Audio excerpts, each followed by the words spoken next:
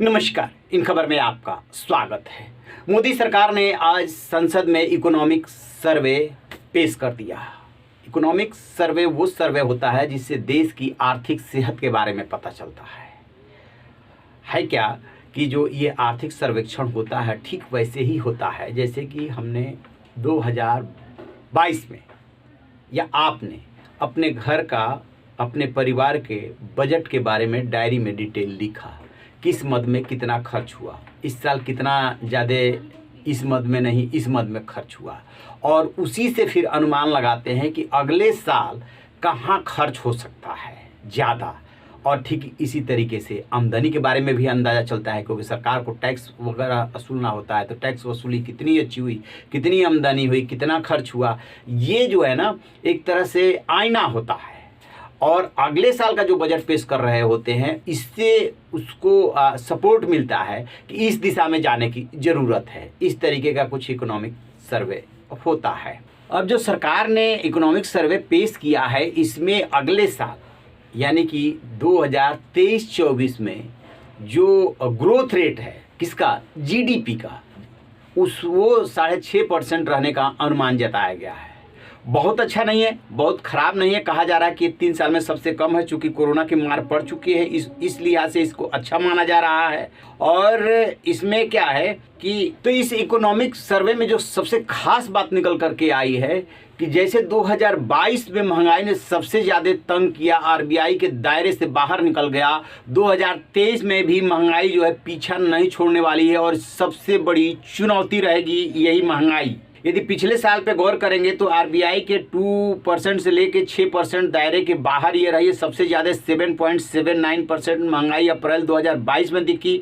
कच्चे तेल, कमोडिटी की कीमतों और मैन्युफैक्चर्ड कास्ट के अलावा कई अन्य चीज़ें होती है जिनकी रिटेल महंगाई दर तय करने में अहम भूमिका होती है।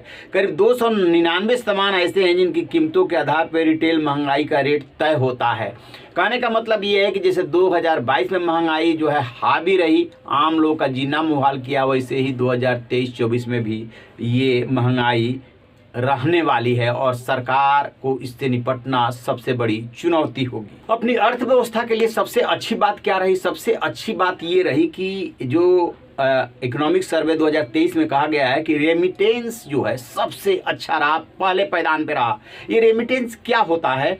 तो विदेश में बसे भारतीय लोग इंडिया में अपने घर परिवार के लिए जो पैसे भेजते हैं उसी को रेमिटेंस बोलते हैं। सर्वे में कहा गया है कि 2022 में इंडिया में बतौर रेमिटेंस 100 अरब डॉलर आए थे। ये सर्विस एक्सपोर्ट के बाद एक्सटर्नल फाइनेंसिंग के मामले में दूसरे नंबर पे है। ये बहुत अच्छी बात रही है, जिसकी वजह से अपनी इकोनॉमी को थोड़ा बूम मिला या इकोनॉमी ठीक ठाक रही। इसके अलावा कहा जाता है कि भारत जो है गाँव का देश है। ये यहाँ के ज़्यादातर लोग खेती और किसानी पे डिपेंड करते हैं और किसानों की हालत निश्चित रूप से ख़राब रहती है। हालांकि मोदी सरकार ने साल में 6,000 रुपये उनको देना शुरू किया खेती के लिए, बीज के लिए, खाद के लिए। उसका असर हुआ है। पिछले 6 साल में एग्री सेक्टर की औसत सालाना ग्रोथ 4.6% रही है। तो इस साल भी ये कृषि का जो ग्रोथ है, खेती किसानी का जो ग्रोथ है वो बहुत अच्छा रहा है और इसका श्रेय जो है सरकार की पॉलिसी को दिया जाता है कि सरकार ने फसलों और पशुओं के मामले में प्रोडक्शन बढ़ाने के लिए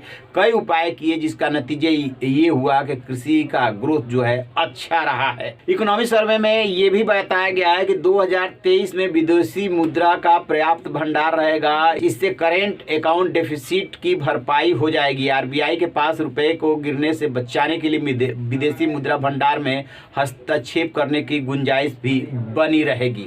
तो इस तरीके से जो इकोनॉमिक सर्वे है वो बहुत अच्छी तस्वीर नहीं तो बहुत ख़राब तस्वीर नहीं पेश कर रही है, क्योंकि बहुत ही चुनौतीपूर्ण दौर से दुनिया गुजर रही है।